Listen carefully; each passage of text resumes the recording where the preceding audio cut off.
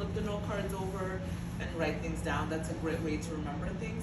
And also with some of the stuff that she was going through, a lot of it can be challenging, right? So a lot of that stuff I had to also kind of look it up too, because I was like, wait, I can't really quite remember that. And so try to think of things that you can relate to stuff to help you remember. For example, one thing she had mentioned was like the pediatric triangle, right? She wanted you guys to look it up. But things that can help you, like if you see like ABC, right? Like the pediatric triangle, I'm not gonna give it away, but the triangle is like ABC, right? So think of one thing that can help you kind of put things into categories, right? So the pediatric triangle, for example, the A of it is appearance.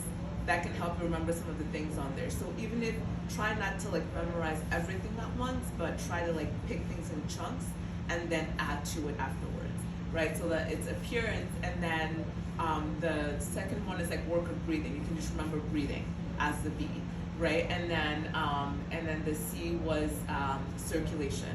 So you can say, remember pediatric triangle, A, B, C, right? Little kids had to learn with ABC. When you start that way, then you can start to put in the little things that you know about. What comes into appearance, then you can put that in there.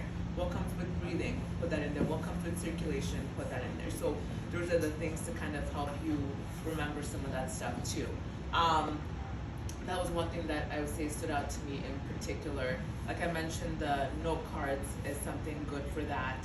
And a lot of the scientific stuff too with the process in the body, like again, if you can make it mnemonics, I don't know if you like mnemonics, the way to remember things, just try to, again, put things into categories and help you with that, right? So like if, for example, as you mentioned with the shock, I learned the shock as in like all the different types, right? Like hypovolemic, or it's hemorrhage, like what causes you to be hypovolemic, right? Like again, if you guys are doing EMT or paramedic, like you go to a scene, what's gonna happen? Like, are they losing blood or things like that? So I think if you can apply it to what you'll be doing, it'll help you a lot in terms of remembering the stuff. Or like even think of yourself, when I go to a scene, what do I have to do first? Like, especially with like the CPR stuff, what do I need to make sure I can do? If you're shaking the patient, if you're trying to see if they're, you know, like they say airway or breathing or circulation, just try to remember logically what happens in that scene. Because if you try to think of it as, oh, I need to learn this for the test, it makes it so hard to kind of remember the stuff. So if you can figure out how you can apply it even to day-to-day life,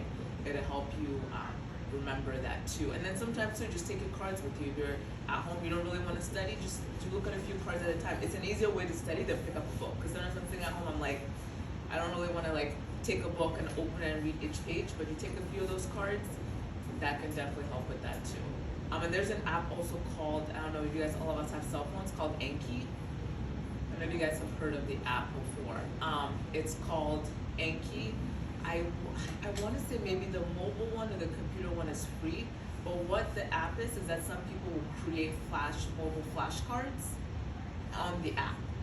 So what you can do is when you download the app, you sometimes, again, writing the note cards helps you remember this stuff, but sometimes the app actually has the note cards done for you as well, and so you can sort of select which topics you want to download. And a lot of times for these national tests, some people will have the note cards already made for certain tests, and you can just go on there and like use it to test yourself too.